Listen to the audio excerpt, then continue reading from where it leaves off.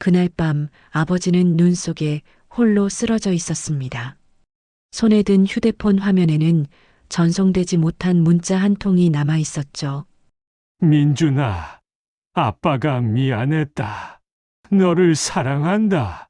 30년 만에 보내려던 마지막 말이었습니다. 하지만 이 문자는 아들에게 닿지 못했습니다. 아들이 그 사실을 알았을 때 이미 너무 늦었습니다. 이 이야기가 마음에 닿으셨다면 좋아요와 구독 버튼을 눌러주세요. 영상의 끝에는 가슴 벅찬 반전이 기다리고 있습니다. 이제 이야기를 시작하겠습니다. 겨울 산골 마을의 아침은 유난히 조용합니다. 밤새 내린 눈이 마을 전체를 덮어버려 바람 소리조차 눌려 있는 듯합니다. 산자락 아래 몇 채 되지 않는 집들 사이로 연기가 오르지 않는 집 하나가 눈에 띕니다. 그 집이 박철수가 홀로 사는 집입니다. 박철수는 이른 아침 알람 없이 눈을 뜹니다. 오랫동안 반복된 생활 때문인지 몸이 먼저 시간을 기억합니다. 그는 바로 일어나지 않고 천장을 한참 바라봅니다. 기와 밑에서 스며든 희미한 빛이 방 안을 천천히 밝힙니다. 그 빛을 바라보는 그의 눈빛은 차분하지만 어딘가 무겁습니다. 천천히 몸을 일으키자 허리가 먼저 굳은 듯 반응합니다. 그는 잠시 숨을 고르고 아무 일도 아니라는 듯 다시 몸을 세웁니다. 차가운 방바닥의 기운이 발바닥을 타고 올라옵니다. 겨울이 깊어졌다는 사실을 몸이 먼저 알려주는 순간입니다. 박철수는 말없이 양말을 신고 마루로 나옵니다. 문을 여는 순간 찬 공기가 얼굴을 스칩니다. 밤사이 기온이 더 내려간 모양입니다. 마당에는 발자국 하나 없이 눈이 소복이 쌓여 있습니다. 사람의 흔적이 전혀 없는 풍경입니다. 박철수는 문 앞에 잠시 서서 그 장면을 바라봅니다. 그 마당은 언제나와 같지만 오늘은 유난히 낯설게 느껴집니다. 마치 이 집이 세상에서 떨어져 나온 것처럼 보입니다. 그는 빗자루를 집어들고 천천히 눈을 쓸기 시작합니다. 사각사각 눈을 가르는 소리만이 고요를 깨웁니다. 하지만 그 소리도 곧 다시 눈 속으로 묻혀버립니다. 쓸다가 잠시 멈추고 다시 쓸고 또 멈춥니다. 숨이 차오르지만 서두르지는 않습니다. 이 반복되는 동작이 그의 하루를 붙잡아주기 때문입니다. 장독대 위에 쌓인 눈을 바라보다가 그는 잠시 손을 멈춥니다. 아내와 함께 장을 담그던 날들이 문득 떠오릅니다. 그 시절에는 이 마당이 이렇게 넓게 느껴지지 않았습니다. 사람이 있었고 말소리가 있었고 웃음도 있었습니다. 지금은 눈과 침묵만 남아 있습니다. 박철수는 다시 빗자루를 움직입니다. 마당을 다 쓸고 나서야 비로소 집 안으로 들어옵니다. 문을 닫자 고요가 다시 집안을 채웁니다. 그는 라디오를 켭니다. 뉴스 진행자의 목소리가 흘러나오지만 내용을 듣기 위해서가 아닙니다. 사람의 목소리가 있다는 사실만으로도 충분합니다. 이 집이 완전히 비어있지 않다는 느낌이 필요하기 때문입니다. 부엌에서 간단히 아침을 준비합니다. 밥을 데우고 김치를 꺼내고 뜨거운 물을 한 잔 따릅니다. 숟가락을 드는 손놀림은 느리지만 익숙합니다. 혼자 먹는 밥은 오래전부터 맛을 따질 수 없게 되었습니다. 그는 말없이 식사를 마칩니다. 식사가 끝나면 그는 자연스럽게 안방으로 향합니다. 방 한쪽에 놓인 서랍장 앞에 조용히 앉습니다. 서랍을 열자 낡은 지갑 하나가 나옵니다. 가죽은 오래전에 닳았고 가장자리는 해져 있습니다. 그는 그 지갑을 유난히 조심스럽게 엽니다. 지갑 안쪽 깊숙한 곳에서 사진 한 장을 꺼냅니다. 빛이 발해 색도 흐릿해진 가족 사진입니다. 젊었던 자신과 아내, 그리고 아직 어린 아들이 함께 찍혀 있습니다. 사진 속 아들은 환하게 웃고 있습니다. 그 웃음이 오늘따라 오래 눈에 남습니다. 박철수의 손가락이 사진 위를 천천히 따라갑니다. 아들의 얼굴에서 멈춥니다. 아무 말도 하지 않지만 시선은 쉽게 떨어지지 않습니다. 마지막으로 아들과 얼굴을 맞댔던 날이 떠오릅니다. 서로 큰 소리로 다투고 등을 돌렸던 그날입니다. 그날 이후 그는 먼저 연락하지 않았습니다. 아들이 먼저 연락할 것이라고 생각했기 때문입니다. 그 생각은 시간이 지나며 고집이 되었고 고집은 침묵이 되었습니다. 미안하다는 말은 늘 마음속에만 머물렀습니다. 세월은 그 말을 꺼낼 틈도 주지 않고 흘러갔습니다. 사진을 다시 지갑에 넣으려던 손이 멈춥니다. 오늘은 유난히 놓기 어렵습니다. 박철수는 길게 숨을 내쉬고 서랍 아래쪽을 다시 엽니다. 그 안에는 오래된 폴더폰 하나가 놓여 있습니다. 요즘에는 거의 쓰이지 않는 물건입니다. 그는 휴대폰을 손에 줍니다. 차가운 감촉이 손바닥에 그대로 전해집니다. 전원 버튼을 누르자 잠시 후 화면이 켜집니다. 작은 화면에 숫자와 글씨가 떠오릅니다. 통화 기록은 거의 없고 문자함도 비어 있습니다. 연락처 목록을 넘기던 그의 손이 멈춥니다. 민준이라는 이름이 보입니다. 박철수는 그 이름을 한동안 바라봅니다. 누르지도 지우지도 못한 채 그대로 둡니다. 라디오 소리는 여전히 흐르고 있지만 그는 거의 듣지 못합니다. 잠시 후 그는 문자 작성 화면을 엽니다.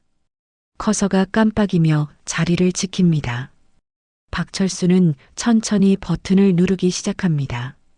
한 글자씩 오래 묵은 말을 꺼내듯 조심스럽게 입력합니다.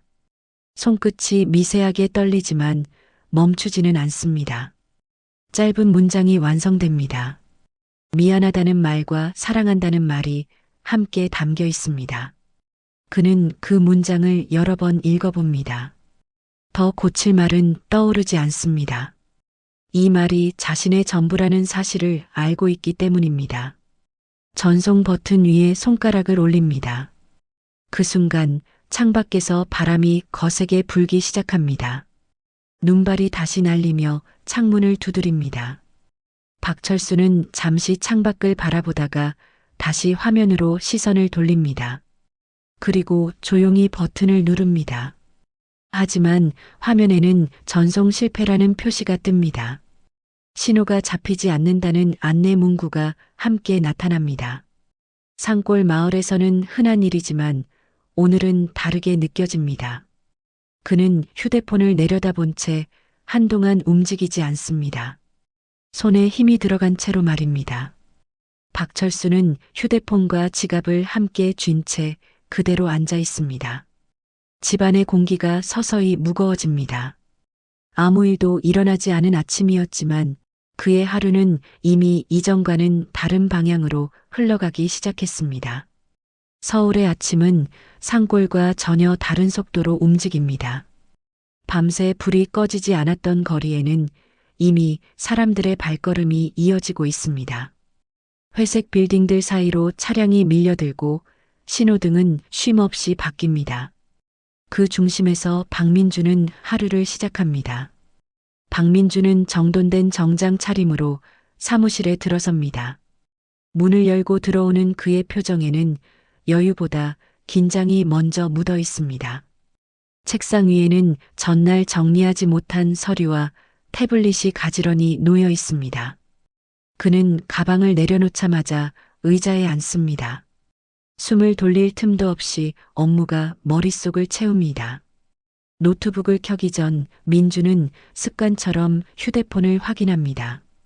밤사이 쌓인 알림이 화면을 가득 채우고 있습니다.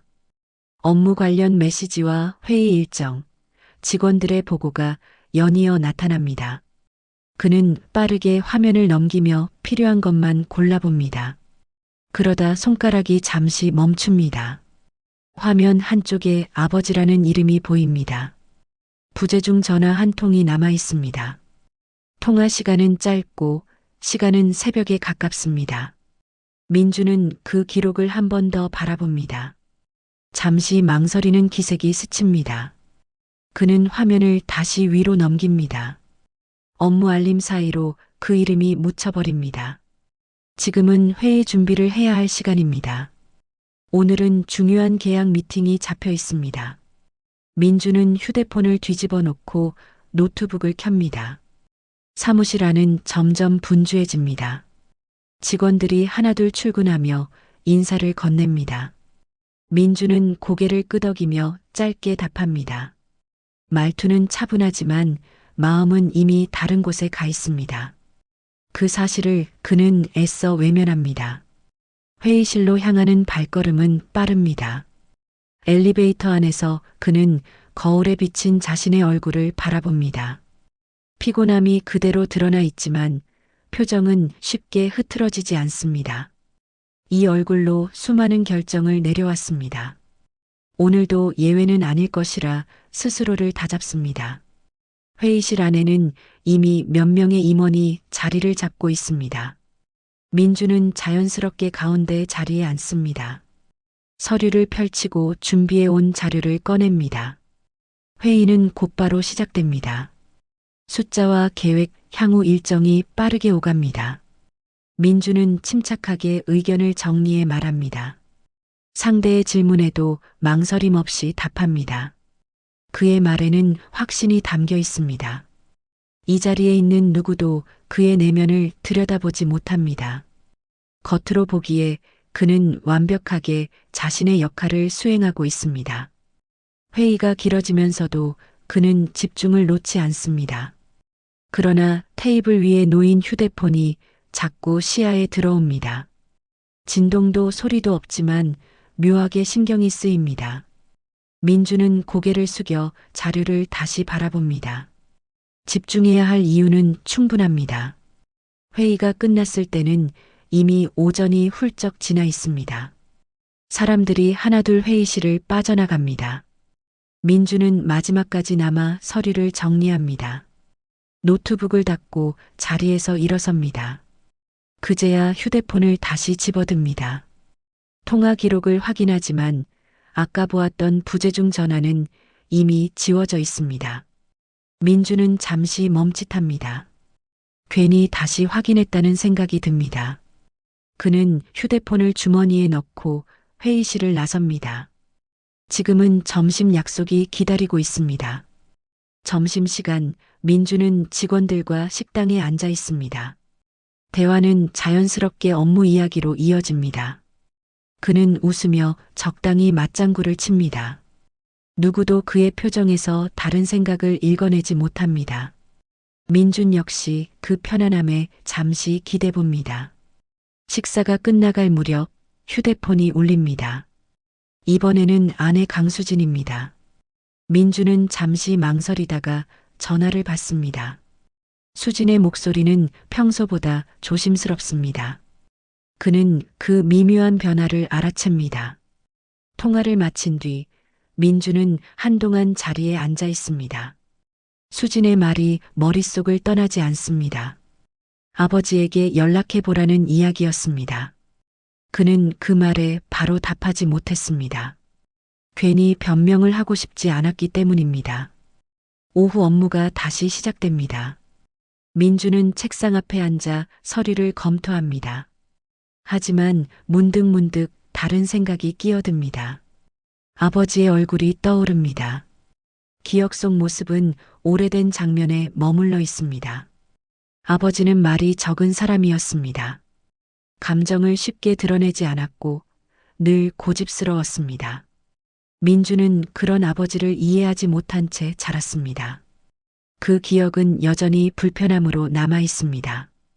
그래서 그는 그 기억을 꺼내지 않으려 해왔습니다.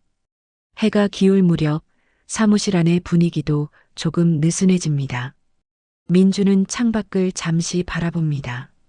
서울의 하늘은 이미 어둑해지고 있습니다. 산골 마을의 하늘과는 전혀 다른 풍경입니다. 그 차이가 괜히 크게 느껴집니다. 그는 다시 휴대폰을 꺼내듭니다. 연락처 목록에서 아버지를 찾습니다.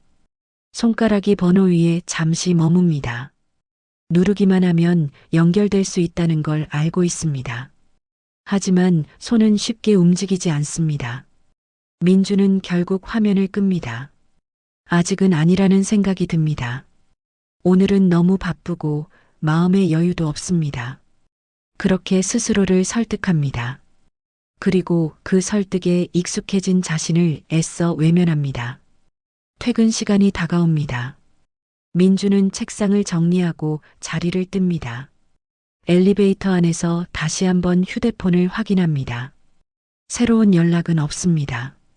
그는 알 수 없는 안도감과 불안을 동시에 느낍니다. 그날 박민주는 아버지의 전화를 받지 않았습니다. 그 선택이 어떤 결과로 이어질지 그는 아직 알지 못합니다. 다만 이미 작은 균열이 시작되고 있었습니다. 아주 조용하게 그러나 분명하게 말입니다. 해가 기울 무렵 산골 마을의 공기는 낮과는 전혀 다른 기색을 띱니다. 햇빛이 산 뒤로 사라지자 기온은 빠르게 내려가고 바람은 골짜기를 타고 집집마다 스며듭니다. 마을 전체가 저녁을 준비하는 시간인데도 유난히 조용한 날입니다. 눈발은 아직 가늘지만 하늘은 이미 변덕을 예고하고 있습니다. 박철수는 안방에 앉아 있습니다.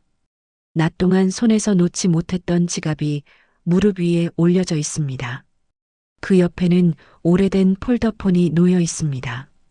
화면에는 전송되지 않은 문자 한 통이 그대로 남아 있습니다. 그는 그 화면을 더 이상 들여다보지 않습니다. 철수는 천천히 자리에서 일어납니다. 관절이 한 박자 늦게 따라옵니다. 그는 외투를 꺼내 입고 단추를 하나씩 잠급니다. 목도리를 두르고 모자를 챙깁니다. 동작은 느리지만 망설임은 보이지 않습니다. 부엌을 지나며 그는 잠시 멈춥니다. 식탁 위에 놓인 빈 그릇들이 눈에 들어옵니다. 이 집에서 누군가를 기다릴 필요가 없다는 사실을 다시 한번 확인합니다. 철수는 불을 끄고 현관으로 향합니다. 문 앞에서 잠시 숨을 고릅니다. 문을 여는 순간 찬 공기가 얼굴을 세게 때립니다. 눈발이 조금 전보다 굵어졌습니다. 마당은 낮에 치워두었던 흔적이 무색하게 다시 덮여 있습니다. 철수는 외투깃을 세우고 한 발을 내딛습니다. 눈이 신발 밑에서 푹 꺼집니다. 대문을 나서자 마을길이 펼쳐집니다. 집집마다 불빛은 희미하고 사람의 모습은 보이지 않습니다. 저녁을 마친 시간대라 길은 더 조용합니다. 철수는 손에 편지 봉투를 쥔 채 천천히 걸음을 옮깁니다. 그 봉투는 오래전부터 서랍 속에 넣어두었던 것입니다. 그 편지에는 말로 하지 못했던 이야기들이 적혀 있습니다. 아들에게 전하지 못한 사과와 마음이 담겨 있습니다. 언젠가는 직접 건네야지 생각했지만 그 기회는 오지 않았습니다. 오늘이 그 언젠가가 될 것이라 철수는 스스로에게 말합니다. 그래서 발걸음을 멈추지 않습니다. 마을 어귀로 접어들 즈음 누군가 그의 이름을 부릅니다. 낮고 익숙한 목소리입니다. 철수는 걸음을 멈추고 고개를 듭니다. 이한별이 집 앞에 서 있습니다. 외투도 제대로 챙기지 않은 모습입니다. 한별은 철수에게 몇 걸음 다가옵니다. 눈이 점점 거세지고 있습니다. 그는 철수의 손에 들린 봉투를 힐끗 봅니다. 그리고 철수의 얼굴을 살핍니다. 말을 꺼내기 전에 이미 많은 것을 눈치챈 표정입니다. 한별은 눈 오는 날씨를 걱정하며 어디를 가느냐고 묻습니다. 철수는 고개를 저으며 멀지 않다고 답합니다. 한별은 그 말이 사실이 아니라는 걸 알고 있습니다. 하지만 더 묻지 않습니다. 이 마을에서는 굳이 다 말하지 않아도 통하는 것들이 있습니다. 철수는 다시 길을 나섭니다. 한별은 그 뒷모습을 한동안 바라봅니다. 눈 속으로 천천히 멀어지는 모습입니다. 그 모습이 왠지 마음에 걸립니다. 하지만 그는 결국 문을 닫습니다. 마을을 벗어나자 길은 점점 좁아집니다. 가로등은 드문드문 서 있고 불빛은 눈발에 가려 흐릿합니다. 바람은 방향을 바꿔 불어옵니다. 철수는 외투 안쪽으로 봉투를 넣습니다. 눈에 젖지 않게 하려는 몸짓입니다. 걸음은 점점 느려집니다. 숨이 차오르고 가슴이 답답해집니다. 철수는 잠시 멈춰서서 숨을 고릅니다. 주변을 둘러보지만 익숙해야 할 길이 낯설게 보입니다. 눈이 길의 윤곽을 지워버린 탓입니다. 그는 다시 걷기 시작합니다. 우체국까지 가면 된다는 생각뿐입니다. 전화가 닿지 않으면 글로라도 마음을 전할 수 있다고 믿습니다. 그 믿음이 지금의 발걸음을 이끌고 있습니다. 철수는 그 믿음을 놓지 않으려 애씁니다. 하지만 우체국 앞에 도착했을 때 불은 이미 꺼져 있습니다. 문은 굳게 닫혀 있습니다. 영업시간이 한참 지난 뒤입니다. 철수는 문 앞에 서서 한동안 그 자리를 떠나지 못합니다. 눈이 그의 어깨 위에 조용히 쌓입니다. 그는 문을 두드리지 않습니다. 안에서 나올 사람이 없다는 걸 알고 있기 때문입니다. 철수는 고개를 숙이고 봉투를 다시 바라봅니다. 종이가 조금 젖어 있습니다. 그 사실이 마음을 더 무겁게 만듭니다. 철수는 천천히 발길을 돌립니다. 되돌아가는 길은 올 때보다 더 낯섭니다. 눈보라는 더 거세졌고 바람은 시야를 흐립니다. 그는 몇 번이나 방향을 확인하며 걷습니다. 하지만 길은 점점 분명하지 않습니다. 주머니 속에서 진동이 느껴집니다. 철수는 걸음을 멈추고 휴대폰을 꺼냅니다. 배터리는 얼마 남지 않았습니다. 화면을 밝히자 주변이 잠시 드러납니다. 그 빛의 의지에 다시 발을 옮깁니다. 그러나 다리는 점점 말을 듣지 않습니다. 숨은 가빠지고 몸은 무거워집니다. 철수는 잠시 서서 허리를 굽힙니다. 눈발이 얼굴과 목을 파고듭니다. 차가운 감각이 몸 전체로 퍼집니다. 그는 다시 몇 걸음을 옮기려다 멈춥니다. 발밑이 미끄럽습니다. 몸이 중심을 잃고 기울어집니다. 철수는 그대로 눈 위에 손을 짚습니다. 차가운 눈이 손바닥에 와닿습니다. 그는 잠시 그 자세로 숨을 고릅니다. 일어나려 하지만 몸이 쉽게 따라주지 않습니다. 눈은 계속해서 내리고 있습니다. 마치 모든 것을 덮으려는 것처럼 말입니다. 철수의 손에는 여전히 휴대폰이 쥐어져 있습니다. 화면에는 전송되지 않은 문장이 남아 있습니다. 그는 그 화면을 잠시 바라봅니다. 그리고 눈을 감습니다. 눈보라는 그를 둘러싸고 있습니다. 산골의 밤은 그렇게 깊어지고 있습니다. 서울의 밤은 아직 끝나지 않았습니다. 도시는 낮보다 더 밝은 불빛으로 숨을 쉬고 있습니다. 사무실 건물 안에서도 몇몇 층은 여전히 불이 켜져 있습니다. 박민주는 그 불빛 속에 남아 있습니다. 회의실 안공기는 조금 탁합니다.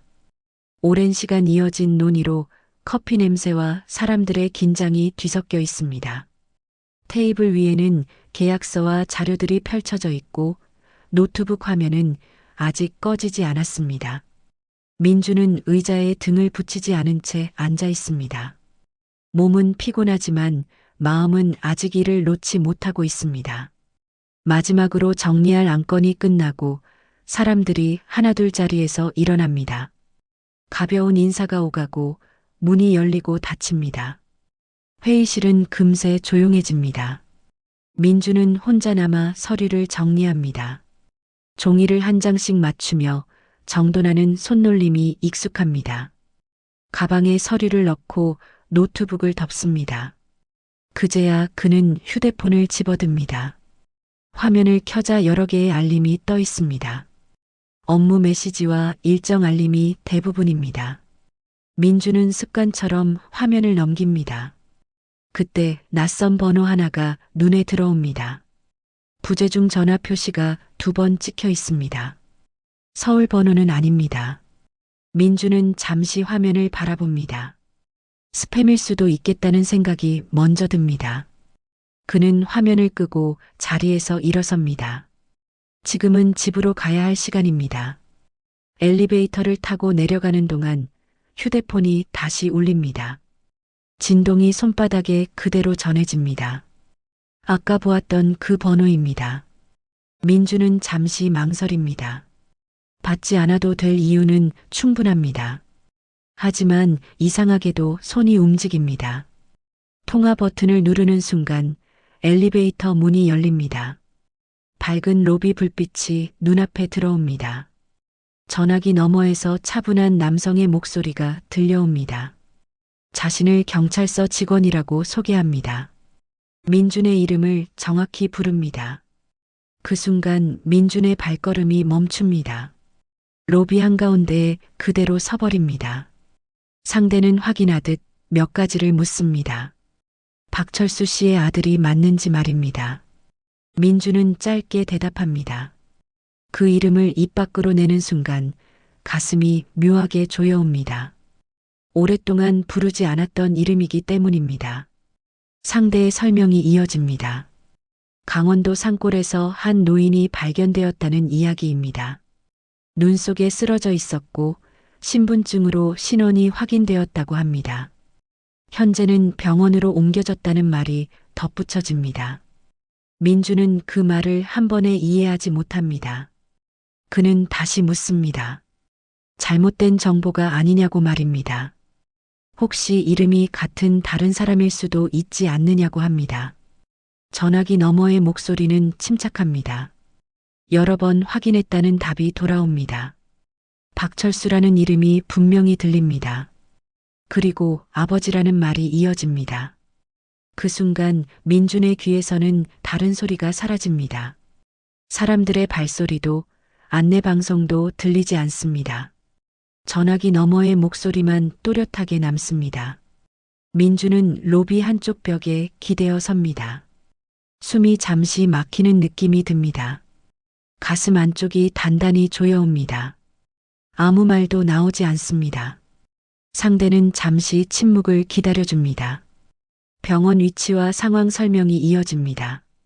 지금 바로 와줄 수 있느냐는 질문이 나옵니다. 민주는 한참 뒤에야 입을 엽니다. 가겠다고 말합니다.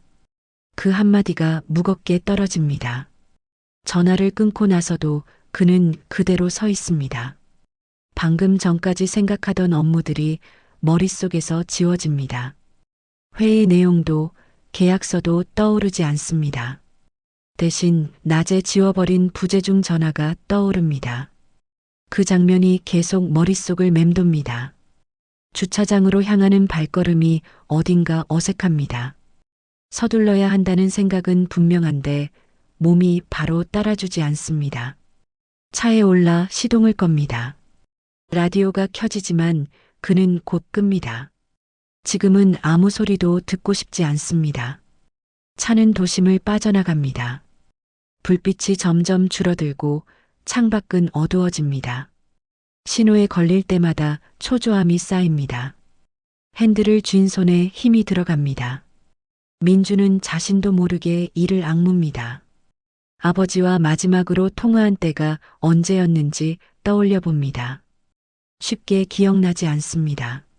마지막으로 얼굴을 본 장면도 흐릿합니다.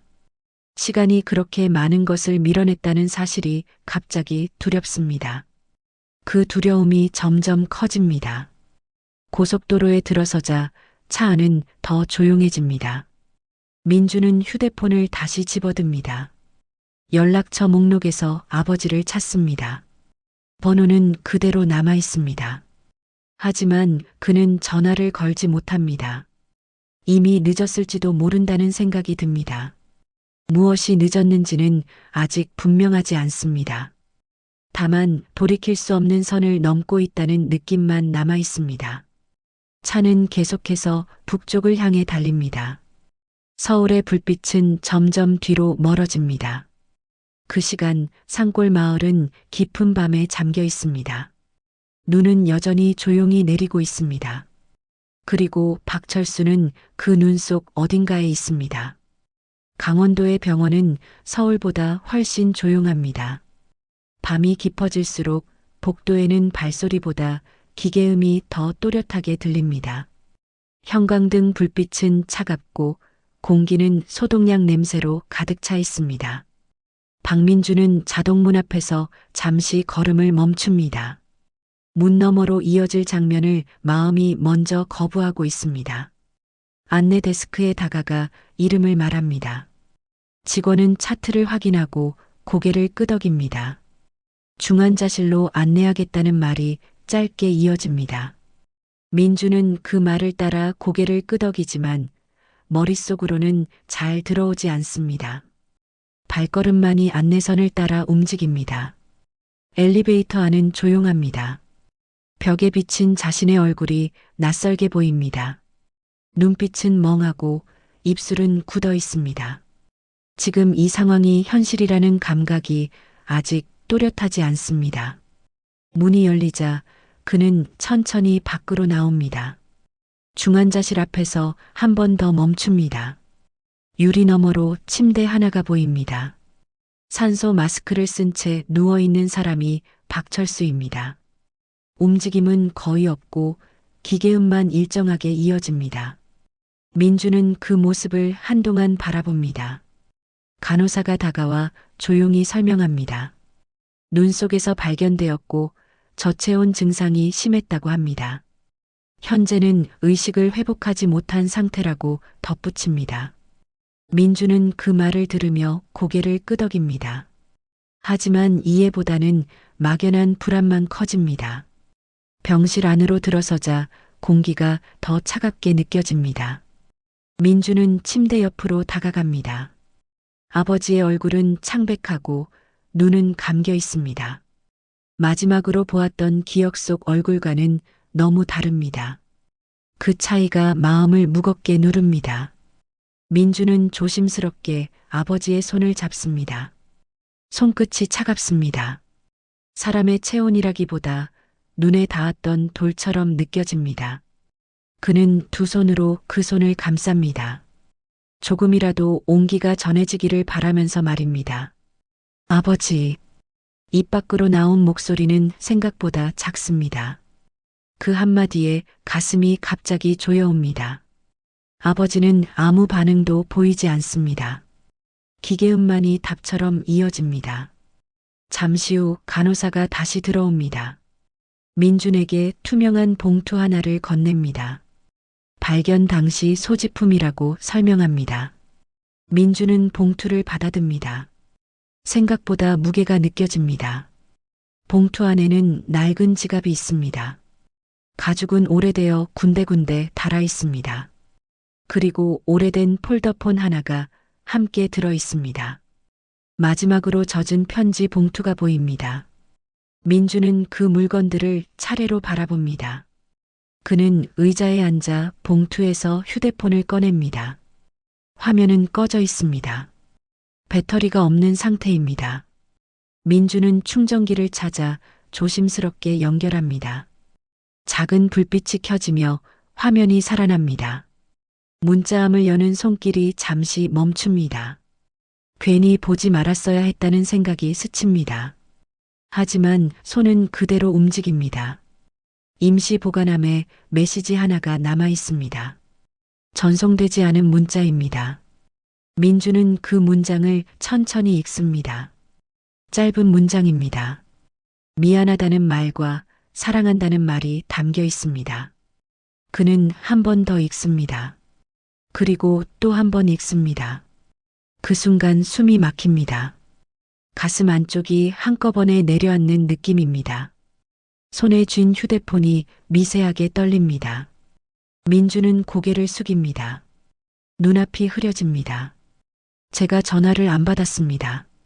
그는 누군가에게 말하듯 중얼거립니다. 병실 안에는 대답해 줄 사람이 없습니다. 아버지는 여전히 눈을 감고 있습니다. 그 침묵이 더 크게 다가옵니다. 민주는 휴대폰을 내려놓고 다시 아버지의 손을 잡습니다. 이번에는 놓지 않습니다. 눈물이 손등 위로 떨어집니다. 소리는 나지 않습니다. 울음은 가슴 안에서만 맴돕니다. 그는 아버지의 얼굴을 바라봅니다. 이 문장을 쓰던 순간을 상상해 봅니다. 어떤 마음이었을지, 어떤 표정이었을지 떠올려 봅니다. 그 생각이 마음을 더 아프게 합니다. 되돌릴 수 없다는 사실이 분명해지기 때문입니다. 병실의 불빛은 변함없이 밝습니다. 하지만 민준의 마음속은 갑자기 어두워집니다. 아버지가 남긴 것은 많은 말이 아니라 단 한 문장이었습니다. 그 문장은 너무 늦게 도착했습니다. 그리고 민준의 밤은 이제 막 시작되고 있습니다. 중환자실 문이 닫히자 복도의 공기가 다르게 느껴집니다. 안쪽보다 훨씬 밝은데도 이상하게 숨이 막히는 공간입니다. 민주는 문 앞에 한동안 서 있다가 천천히 벽 쪽으로 물러납니다. 다리가 풀린 것처럼 힘이 빠집니다. 그는 벽에 등을 기대고 서서 고개를 숙입니다. 병원 복도에는 간간히 발소리가 울립니다. 의료진이 바쁘게 지나가고 누군가는 낮은 목소리로 통화를 합니다. 하지만 민준의 귀에는 그 소리들이 제대로 들어오지 않습니다. 머릿속에는 조금 전 읽었던 문장만 남아 있습니다. 미안하다는 말, 사랑한다는 말이 반복해서 떠오릅니다. 그는 주머니에서 휴대폰을 꺼냈다가 다시 넣습니다. 이제 와서 누구에게 전화해야 할지 알 수 없습니다. 아내의 얼굴이 떠오르지만 바로 누르지 못합니다. 무슨 말을 해야 할지 정리되지 않기 때문입니다. 말을 꺼내는 순간 모든 것이 무너질 것만 같습니다. 민주는 복도 의자에 앉습니다. 두 손을 무릎 위에 올려놓고 한동안 그대로 있습니다. 시계 초침 소리가 유난히 크게 들립니다. 시간이 이렇게 느리게 흐른 적이 있었는지 기억나지 않습니다. 그는 고개를 들어 천장을 바라봅니다. 그때 복도 끝에서 익숙한 얼굴 하나가 보입니다. 이한별입니다. 외투 위에는 눈이 아직 녹지 않은 채 남아 있습니다. 그는 주변을 둘러보다가 민준을 발견합니다. 잠시 망설이다가 천천히 다가옵니다. 한별은 민준 앞에 멈춰섭니다. 아무 말 없이 잠시 그 얼굴을 바라봅니다. 민준은 고개를 들지 못한 채 그 자리에 앉아 있습니다. 한별은 낮은 목소리로 민준의 이름을 부릅니다. 그제야 민준이 천천히 고개를 듭니다. 한별의 얼굴에는 피로가 그대로 묻어 있습니다. 하지만 그보다 더 깊은 무언가가 담겨 있습니다. 한별은 한숨을 짧게 내쉬고 민준 옆에 앉습니다. 복도 의자가 삐걱 소리를 냅니다. 그 소리가 두 사람 사이의 침묵을 깨웁니다. 한별은 한참 만에 입을 엽니다. 아버지가 어떤 분이었는지 민주는 잘 알고 있느냐고 묻습니다. 민주는 바로 대답하지 못합니다. 알고 있다고 말하기에는 너무 오래 외면해 왔습니다. 그는 고개를 숙인 채 조용히 숨을 내쉽니다. 한별은 천천히 말을 이어갑니다. 박철수가 매일 같은 시간에 우체통을 확인하던 이야기입니다. 눈이 오나 비가 오나 빠짐없이 그랬다는 말입니다. 혹시나 아들에게서 편지가 오지 않았을까 기대하면서 말입니다. 민준의 눈동자가 흔들립니다. 한별은 말을 멈추지 않습니다. 철수가 아들 이야기를 자주 했다고 합니다. 직접 연락하지는 않으면서도 늘 민준의 근황을 궁금해했다고 말합니다. 서울에서 잘 지내는지, 밥은 제대로 먹는지, 그런 이야기를 혼잣말처럼 자주 했다고 합니다. 민준은 그 말을 듣고도 아무 말도 하지 못합니다. 입술이 굳어 있습니다. 가슴 안쪽에서 무언가가 천천히 무너지고 있습니다. 자신이 알지 못했던 시간들이 한꺼번에 밀려옵니다. 그 시간 속에는 늘 아버지가 혼자 서 있었음을 깨닫습니다. 한별은 잠시 말을 멈춥니다.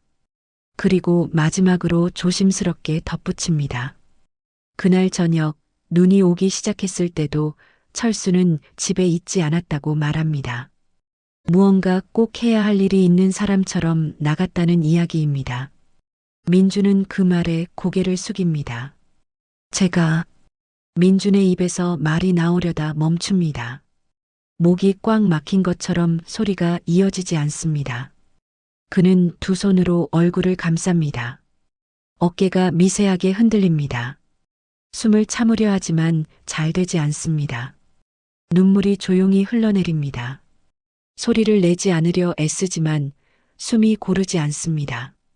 복도 바닥을 바라보며 그는 한참을 그렇게 앉아 있습니다. 한별은 아무 말 없이 그 옆에 남아 있습니다. 지금은 말보다 침묵이 필요한 순간임을 알고 있기 때문입니다. 민주는 한참이 지나서야 손을 내립니다. 눈가는 붉게 젖어 있습니다. 그는 낮은 목소리로 중얼거리듯 말합니다. 전화를 받았어야 했다고, 그때 한 번만이라도 받았어야 했다고 말입니다. 그 말은 누구에게 하는 말인지 분명하지 않습니다. 한별은 고개를 끄덕입니다. 그리고 짧게 말합니다. 아버지는 끝까지 기다렸다고 말입니다. 그 말은 위로가 아니라 사실에 가깝습니다. 그래서 더 무겁게 내려앉습니다. 복도 끝 창문 너머로 새벽빛이 희미하게 스며듭니다. 밤이 조금씩 물러가고 있습니다. 하지만 민준의 마음속 밤은 아직 끝나지 않았습니다. 그는 천천히 자리에서 일어섭니다. 다시 중환자실 문을 바라봅니다. 문 너머에는 아직 깨어나지 않은 아버지가 있습니다. 그리고 그 앞에서 민주는 처음으로 도망치지 않기로 마음먹습니다. 후회가 너무 크지만 이제는 피하지 않겠다는 생각입니다. 그 선택이 늦었다는 사실을 알면서도 말입니다. 복도에는 다시 조용한 공기만이 남아 있습니다. 새벽이 병원 안으로 조금씩 스며듭니다. 밤새 꺼지지 않던 형광등 아래로 창밖의 빛이 겹쳐 들어옵니다. 복도는 여전히 조용하지만 공기의 결이 미묘하게 달라졌습니다. 민주는 중환자실 문 앞에 서 있습니다. 밤새 그 자리를 거의 떠나지 않았습니다. 의자에 잠시 앉아 눈을 붙이려 했지만 잠은 오지 않았습니다. 눈을 감으면 아버지의 손과 휴대폰 화면이 떠올랐기 때문입니다. 미전송 문자 속 문장이 계속 머릿속을 맴돌았습니다. 미안하다는 말, 사랑한다는 말이 반복해서 가슴을 두드립니다. 민주는 결국 다시 일어나 문 앞에 섭니다. 중환자실 안에서는 일정한 기계음이 들려옵니다. 그 소리는 밤새 이어졌고 민주는 그 리듬에 익숙해졌습니다. 그가 할 수 있는 일은 많지 않습니다. 그저 그 소리가 멈추지 않기를 바랄 뿐입니다. 그 바람 하나로 시간을 버티고 있습니다. 잠시 후 의료진이 오가며 아침 교대가 시작됩니다. 간호사 한 명이 민준에게 다가옵니다. 상태를 다시 확인하겠다는 말이 조용히 전해집니다. 민준은 고개를 끄덕이며 한 발 물러섭니다. 유리 너머로 침대 쪽을 바라봅니다. 박철수는 여전히 눈을 감고 누워 있습니다. 산소 마스크가 얼굴을 덮고 있고 가슴은 미세하게 오르내립니다. 어젯밤과 크게 달라진 모습은 없습니다. 하지만 민주는 작은 변화에도 시선을 떼지 못합니다. 그 작은 변화가 기적이 되기를 바라고 있습니다. 시간이 조금 흐른 뒤 간호사가 다시 나옵니다. 민준에게 가까이 와도 괜찮다고 말합니다. 그 말이 유난히 크게 들립니다. 민준은 조심스럽게 문을 열고 안으로 들어갑니다. 발걸음이 자연스럽게 느려집니다. 침대 옆에 서자 아버지의 얼굴이 더 또렷이 보입니다. 주름이 깊게 패인 이마와 굳은 인매가 눈에 들어옵니다. 민주는 그 얼굴을 한참 바라봅니다. 이 얼굴을 이렇게 오래 바라본 적이 있었는지 떠올려 봅니다. 기억은 쉽게 나오지 않습니다. 그는 의자를 끌어당겨 침대 옆에 앉습니다. 아버지의 손이 그대로 내려와 있습니다. 민주는 조심스럽게 그 손을 잡습니다. 차가웠던 어젯밤과 달리 미세한 온기가 느껴집니다. 그 사실 하나만으로도 숨이 트입니다. 민주는 아무 말도 하지 않습니다. 무슨 말을 해야 할지 아직 정리되지 않았습니다. 대신 손에 조금 힘을 줍니다. 놓지 않겠다는 뜻처럼 말입니다. 그 손길에 자신의 마음을 담습니다. 그때 아버지의 손가락이 아주 미세하게 움직입니다. 민주는 순간 숨을 멈춥니다. 눈을 크게 뜨고 아버지의 얼굴을 바라봅니다. 처음에는 착각일 수도 있다고 생각합니다. 하지만 곧 다시 한번 손가락이 움직입니다. 간호사가 가까이 다가옵니다. 상태를 확인하며 침착하게 움직입니다. 산소 마스크를 조정하고 반응을 살핍니다. 그 사이 민주는 자리에서 일어나지 못합니다. 시선이 아버지에게 고정된 채입니다. 잠시 후 박철수의 눈이 천천히 떠집니다. 아주 조금 겨우 눈동자가 보일 정도입니다. 빛에 적응하듯 눈을 몇 번 깜빡입니다. 그 순간 민준의 가슴이 크게 내려앉습니다. 숨이 터져 나옵니다. 아버지의 시선이 천천히 움직입니다. 병실 천장을 지나 민준 쪽으로 향합니다. 초점은 아직 또렷하지 않지만 사람의 형체를 인식하는 듯합니다. 민주는 그 시선을 피하지 않습니다. 오히려 더 가까이 몸을 기울입니다. 아버지. 민준의 목소리는 낮고 떨립니다. 그 한마디에 모든 감정이 실려 있습니다. 아버지는 바로 대답하지 못합니다. 입술이 미세하게 움직일 뿐입니다. 잠시 후 아주 작은 소리가 새어나옵니다. 민준의 이름입니다. 확실하지는 않지만 그렇게 들립니다. 민준은 그 소리에 고개를 숙입니다. 눈물이 다시 차오릅니다. 그는 아버지의 손을 두 손으로 감쌉니다. 이번에는 더 이상 숨기지 않습니다. 잘못했다는 말이 입안에서 맴돌지만 바로 꺼내지 않습니다.